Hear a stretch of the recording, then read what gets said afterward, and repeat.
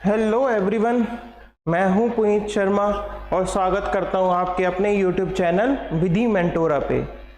ये second part है important terms use in the CPC का। फर्स्ट पार्ट प्लेलिस्ट में अपलोडेड है, तो आप प्लीज़ इस प्लेलिस्ट पे जाके फर्स्ट पार्ट आप चेक कर सकते हैं। ये उसका कॉन्टिन्यूशन में सेकंड पार्ट है। हम बेसिकली अभी इस चैनल पे चला रहे हैं एलएलबी सेमेस्टर एग्जाम सीरीज, जिसमें हम स्पेशल फोकस करते हैं यूनिवर्सिटी एग्जाम्स को, सेमेस्टर एग्जाम्स को, प्रीवियस क्वेश्चन पेपर एनालिसिस करते हैं, कॉन्सेप्ट्स को समझते हैं और फिर उस कॉन्सेप्ट के बेसिस पे पेपर में आंसर लिखना कितना है, शॉर्ट नोट आएगा या लॉन्ग क्वेश्चन आएगा, उस क्वेश्चन को अटेम्प्ट करने का तरीका समझते हैं। फिर डेली 2 वीडियोस आती हैं एक सब्जेक्ट को लेके, तो आप मिस नहीं करना चाहते हैं तो please subscribe this channel so that कि जब भी हम ऐसी वीडियोस अपलोड करें, इंफॉर्मेटिव वीडियो अपलोड करें, तो आप तक सबसे पहले पहुंच जाएं। अब मैंने बताया था हम कर रहे थे important terms used in the CPC का सेकंड पार्ट। ये सेकंड पार्ट है, फर्स्ट भी करा। ये क्यों करना है? देखिए, सीपीसी ना सबके लिए, बच्चों के लिए, जैसे मैथ्स का फोबिया होता है ना कॉमर्स वालों को और नॉन मैथ्स वालों को, सेम आपका सीपीसी और सीआरपीसी के हिसाब में सारे प्रोसीजर लॉ में एलएलबी खत्म हो जाती है। लोगों को ये लॉ समझ नहीं आते हैं। क्यों? क्योंकि डिफिकल्ट है, टर्म समझ नहीं आती, शब्द, cause of action, matter and issue, title होते क्या है, यूज बार बार हो रहा है पूरे बैरेक्ट में, बार बार सीपीसी में आपको वर्ड्स दिखें, लेकिन इनका मतलब क्या है, इसको समझने के लिए जब तक आपको इन वर्ड्स के मतलब समझ जाएंगे, आपको सीपीसी समझ आ ही नहीं सकता। आपको ये पता ही नहीं कि इसमें प्रूव क्या करना है, कैसे प्रूव करना है। तो इसीलिए अगर आपको सीपीसी में अच्छी कमांड चाहिए, एडवोकेसी अच्छी करनी है, ड्राफ्टिंग अच्छी करनी है, तो आपको ये वर्ड्स बेसिक पता होने चाहिए सीपीसी के। तो आज जो हमें वर्ड समझना है, सीखना है, वो है title of the parties. Title of the parties की पार्टीज का टाइटल क्या होगा केस का। अब पहली बात आई कि सर कि ये टाइटल का मतलब क्या होता है। टाइटल होता क्या है? डेफिनेशन फॉर्म में इसको कहते हैं legal capacity in which party is contesting a suit with reference to subject matter of the suit. किस लीगल कैपेसिटी में पार्टी अपना केस कंटेस्ट कर रही है, उसको कहा जाता है टाइटल। ठीक है, डेफिनेशन कॉम्प्लेक्स है, मैं सिंपल शब्दों में बताता हूं। हर केस का कोई ना कोई सब्जेक्ट मैटर होता है। हर केस का कोई ना कोई सब्जेक्ट मैटर होता है। वो सब्जेक्ट मैटर प्रॉपर्टी भी हो सकता है और पर्सनल राइट भी हो सकता है। मैंने आपको बताया था पिछली वीडियो में, हर केस का कोई ना कोई सब्जेक्ट मैटर होगा, जिस चीज को लेके विवाद चल रहा है उस केस में डिस्प्यूट है। ठीक है, हर केस का कोई ना कोई सब्जेक्ट मैटर होता है। ठीक है, उस सब्जेक्ट मैटर से, जैसे मान लो अपने केस में पकड़ लेते हैं प्रॉपर्टी, एक केस का डिस्प्यूट के बीच में है, सब्जेक्ट मैटर है प्रॉपर्टी। अब उस प्रॉपर्टी से प्लेंटिफ का लीगल रिलेशन क्या है, वही प्लेंटिफ का टाइटल हो जाएगा। उस प्रॉपर्टी से प्लेंटिफ का लीगल रिलेशन क्या है, वही उस केस का सब्जेक्ट मैटर, वही उस केस का टाइटल हो जाएगा, पार्टीज का टाइटल। मतलब प्लेंटिफ उस प्रॉपर्टी का लगता क्या है, कोर्ट में जाके कुछ बोलेगा ना, जज कहेगा प्रॉपर्टी डिस्प्यूट है। जज ने कुछ, अच्छा आपने केस फाइल करा है प्रॉपर्टी के रिगार्डिंग रिकवरी को लेके, आप लगते क्या हो इस प्रॉपर्टी के, आप हो कौन? तो ये जो सवाल है ना कि आप हो कौन, आप लगते क्या हो इस प्रॉपर्टी के, जो आप अपना रिश्ता बताओगे प्रॉपर्टी से, सर मैं मालिक हूं, मैं लैंडलॉर्ड हूं, मैं लाइसेंसर हूं, मेरा पोजेसरी टाइटल है। तो ये जो आप शब्द इस्तेमाल करोगे कि मैं ओनर हूं, मैं लैंडलॉर्ड हूं, लाइसेंसर हूं, जो आपने अपने आप को क्लेम करा कोर्ट में, वो आपका टाइटल है, कि आपकी सब्जेक्ट मैटर से आपका relation is your title. Similarly subject matter से डिफेंडेंट का रिलेशन, वो उसका टाइटल है। जैसे मैं एज अ प्लेंटिफ अपने आप को क्लेम कर रहा हूं कि ये जो प्रॉपर्टी डिस्प्यूट है, मैंने डाला है सूट फॉर इविक्शन कि सर मेरे टेनेंट को मकान से बाहर निकालिए, मैंने फाइल करा सूट फॉर इविक्शन। ठीक है, सूट फॉर इविक्शन फाइल करा, उसके अंदर मैं क्या क्लेम कर रहा हूं अपने आप को, मैं लैंडलॉर्ड हूं, मैं नहीं चाहता कि ये बंदा मेरे मकान में रहे, प्लीज आप इसको यहां से इविक्ट कर दीजिए। तो मैं क्या क्लेम कर रहा हूं अपने आप को कि मैं इस प्रॉपर्टी का लैंडलॉर्ड हूं।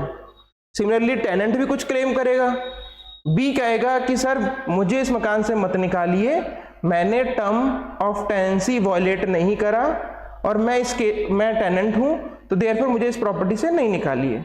तो वो क्या क्लेम कर रहा है अपने आप को, एज अ टेनेंट। तो टाइटल क्या होता है, basically subject matter of suit से पार्टीज का रिलेशन, कि सब्जेक्ट मैटर से आपका क्या रिलेशन है, वही आपका टाइटल बन जाएगा। अब टाइटल होते कितने तरीके के हैं, या तो आप प्रॉपर्टी के ओनर होगे, केस अपने आप बताएगा, केस अपने आप, कहानी अपने आप बताएगी पार्टीज अपने आप को क्लेम क्या कर रही हैं, या तो ओनरशिप होगा, या तो लैंडलॉर्ड होगा, या होगा टेनेंट, या होगा लाइसेंसर, या होगा लाइसेंसी। अगर इनमें से कुछ भी नहीं है ना, तो फिर आप कहते हो इस केस में इनका टाइटल है पोजेसरी टाइटल, मतलब they have the right to possess the property. मालिक नहीं है, ना लैंडलॉर्ड है, ना टेनेंट है, कुछ भी नहीं है, बस अधिकार है फॉर टाइम बीइंग इस प्रॉपर्टी को पोजेस करने का, रहने का। एग्जाम्पल देता हूं, मुस्लिम लॉ में डावर का कॉन्सेप्ट आपने पढ़ा होगा, मुस्लिम लॉ में डावर का कॉन्सेप्ट पढ़ा होगा। डावर एक कॉन्सेप्ट में होता क्या है कि अगर पति मरने से पहले पत्नी का डावर अमाउंट नहीं देके गया है, तो पत्नी के पास राइट है, राइट टू लियन, कि पति के मरने के बाद वो पति की प्रॉपर्टी पे कब्जा कर सकती है, अनलेस एंड अनटिल उसका डावर अमाउंट सेटिस्फाई ना हो। जब तक डावर अमाउंट सेटिस्फाई नहीं हुआ, जब तक वो उस प्रॉपर्टी में रह सकती है पति की। राइट टू लियन मिलता है, ठीक है। और डावर क्या होती है, मेहर। जब शादी होती है तो मेहर दी जाती है लड़की वाली तरफ से लड़कों वालों को, और डिवोर्स के टाइम पे या शादी के बीच में अगर पत्नी जब भी डिमांड कर रही है, पति को वो वापस करना पड़ता है, ठीक है, मेहर का अमाउंट। अब देखिए इस केस में मैंने क्या बोला, मुस्लिम लॉ का केस है, डावर अमाउंट जो था पति बिना दिए मर गया, पत्नी ने अंडर राइट टू लियन पति की प्रॉपर्टी पे कब्जा कर लिया। अब पति के जो लीगल हायर्स थे, जो भाई थे, उन्होंने केस फाइल कर दिया फॉर रिकवरी ऑफ पोजेशन कि भैया अंडर इनहेरिटेंस ये प्रॉपर्टी तो हमारी है, ये औरत इस मकान में क्यों रह रही है, देयरफॉर ये प्रॉपर्टी हमें इससे लेके दी जाए। रिकवरी का सूट डाल दिया अंडर इनहेरिटेंस के अंदर क्लेम करते हुए। अब देखिए बीवी अपने आप को क्या क्लेम करेगी केस के अंदर, उसका टाइटल क्या होगा, मालिक तो है नहीं, लियन के अंदर आपको रहने का अधिकार है, लेकिन मालिक नहीं बनते हो, ना आप मालिक हो, ना लैंडलॉर्ड और टेनेंट का रिलेशन है, ना लाइसेंसर लाइसेंसी का रिलेशन है। तो इस केस में वाइफ को क्या कहलाया जाओगे, वाइफ क्या कही जाएगी, वाइफ कहलाई जाएगी पोजेसरी टाइटल। उसका जो टाइटल होगा वो होगा पोजेसरी टाइटल, मतलब रहने का अधिकार है।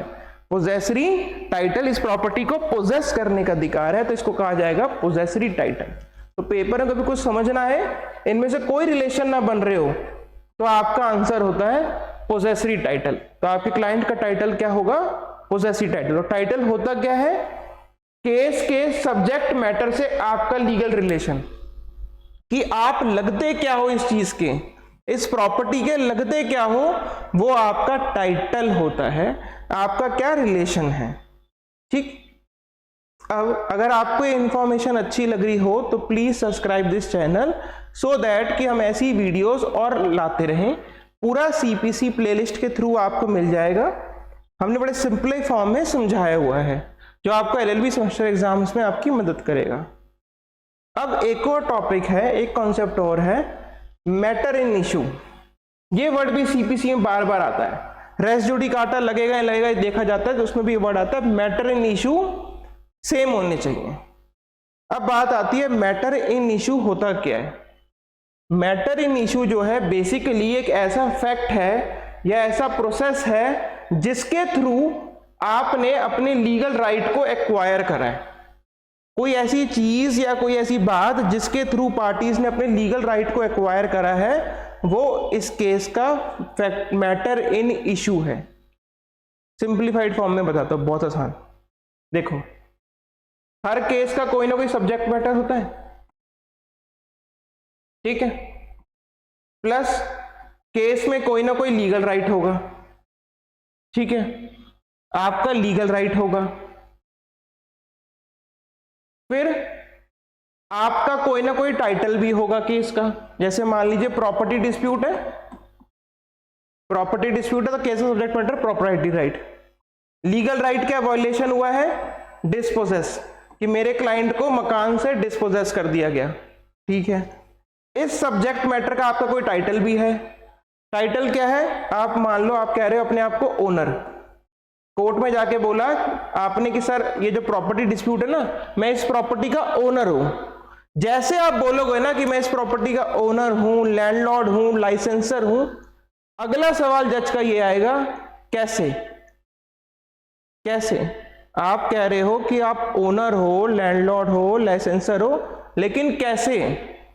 हम कैसे माने कि आप लैंडलॉर्ड हो, ओनर हो, लाइसेंसर हो? किसी चीज के थ्रू, किसी प्रोसेस के थ्रू, किसी फैक्ट के थ्रू आपको ये लीगल राइट मिला होगा, आपको अपना टाइटल मिला होगा। तो वो जो बात है जिसके थ्रू आपको अपना टाइटल मिला है, लीगल राइट मिला है, is your matter in issue in the case. जैसे आप कह रहे हो कि मैं इस प्रॉपर्टी का मालिक हूं, तो कैसे कैसे आप एक प्रॉपर्टी के मालिक बन सकते हो? अगर प्रॉपर्टी वो आपने परचेज करी है तो आपका मैटर इन इशू हो गया परचेज। अगर आपने वो प्रॉपर्टी इनहेरिटेंस में ली है, मतलब आपके पूर्वज मर के आपको प्रॉपर्टी देके गए हैं, दादा दादी, तो आप प्रॉपर्टी के बन गए ओनर। एक और तरीका क्या होता है? विल, किसी ने विल के थ्रू आपको प्रॉपर्टी दे दी अपनी सारी, तो आप बन गए ओनर। फिर एक और तरीका होता है ओनर बनने का, प्रॉपर्टी का गिफ्ट, किसी ने आपको चीज अपनी गिफ्ट कर दी तो आप बन गए ओनर। तो ओनरशिप आपको मिली कैसे है? तो वो जिस तरीके से मिली है उसको लॉ में कहा जाता है मैटर इन इशू। आपको मिली कैसे है? जैसे एक और एग्जांपल देता हूं, ये तो ओनरशिप का मैंने दिया था, एक और करते हैं। जैसे मान लीजिए, हाँ, आप कह रहे हो सब्जेक्ट मैटर है प्रॉपर्टी, ठीक है, आपका डिस्प्यूट है,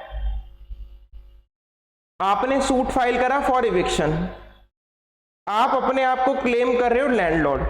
जज कहेगा भाई ठीक है, इस प्रॉपर्टी के आप लैंडलॉर्ड हो।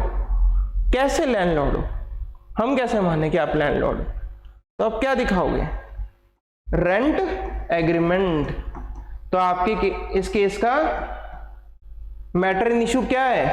किस प्रोसेस से या किस चीज के बेसिस पे आपको अपना टाइटल मिला है, राइट मिला है? Rent agreement. लाइसेंसर लाइसेंसी में क्या है? Licence agreement. तो ये जो एग्रीमेंट है जिसके बेसिस पे आपको अपना राइट मिला है, वो आपका मैटर इन इशू है। तो मैटर इन इशू क्या होता है? हर वो चीज जिसके थ्रू आपको अपना लीगल राइट मिला है। कैसे आप एक प्रॉपर्टी के ओनर बने, कैसे लैंडलॉर्ड बने? तो जिस चीज के थ्रू बने हो वो आपका हो गया टाइटल। जैसे अभी मैंने एग्जांपल, वो एक चीज होगी मैटर इन इशू। अभी मैंने आपको एग्जांपल दिया था मुस्लिम लॉ का, उसी को एग्जांपल को लेते हैं। मुस्लिम वुमेन का टाइटल क्या हो गया? पोजेसरी टाइटल, कि उसको उस प्रॉपर्टी में फॉर टाइम बिंग रहने का अधिकार है। लेकिन जज कहेगा कैसे? भाई तुम कह रहे हो कि मुझे इस प्रॉपर्टी में रहने का अधिकार है, कैसे अधिकार है? अंडर मुस्लिम लॉ, मुस्लिम लॉ के अंदर उसको राइट मिला है। तो मैटर इन इशू क्या हो गया? मुस्लिम लॉ। मुस्लिम लॉ में भी dower, under the rule of dower, Muslim law के अंदर मेरे को राइट है कि मैं इस प्रॉपर्टी को पोजेसिव टाइटल के अंदर पोजेस कर सकती हूं। तो आपका मैटर इन इशू क्या हो गया? Dower under Muslim law. I hope आपको हेल्प मिले ये वर्ड्स, क्योंकि जब हम रेस जुडिकाटा रेस सब जुडिस करेंगे ना, वहां इन वर्ड्स का इस्तेमाल होता है। कोर्ट में आपको ये चीजें प्रूफ करनी है कि आपका मैटर इन इशू क्या है। पार्टीज के टाइटल सेम है, तो कैसे प्रूव करोगे अगर आपको वर्ड्स ही नहीं पता? दोनों केसेस के कॉज ऑफ एक्शन सेम है, और जब तुम्हें कॉज ऑफ एक्शन का मतलब ही नहीं पता तो तुम कोर्ट में प्रूव कैसे कर पाओगे कि ये दोनों केस के कॉज ऑफ एक्शन सेम है? ड्राफ्टिंग थोड़ी लाके जज की टेबल पर रख दोगे, कोई पैरा पॉइंट आउट करोगे, कुछ पॉइंट आउट करने से थ्रू पता चलेगा कि आपके कॉज ऑफ एक्शन सेम है। तो इसलिए ये वर्ड्स इंपॉर्टेंट है। प्रैक्टिस में लोगों को प्रैक्टिस हो जाती है 5-5, 6-6 साल की, जब भी ये वर्ड्स नहीं समझ आते हैं तो एक दूसरे की हेल्प लेनी पड़ती है। तो मैंने को आपको सिंप्लीफाइड वे में सीपीसी समझाना था, इसलिए मैंने आपको पहले वर्ड समझाए। तो ये हमारा बेसिक्स का लास्ट चैप्टर था। अब सीपीसी के बेसिक्स हमारे खत्म हो गए हैं, अब एडवांस फॉर्म में हम सीपीसी समझेंगे। अगर आपको इंफॉर्मेशन यूजफुल लगी हो तो please subscribe this channel so that हम ऐसी यूजफुल वीडियोस आपके लिए अपलोड करते रहें। Thank you for watching.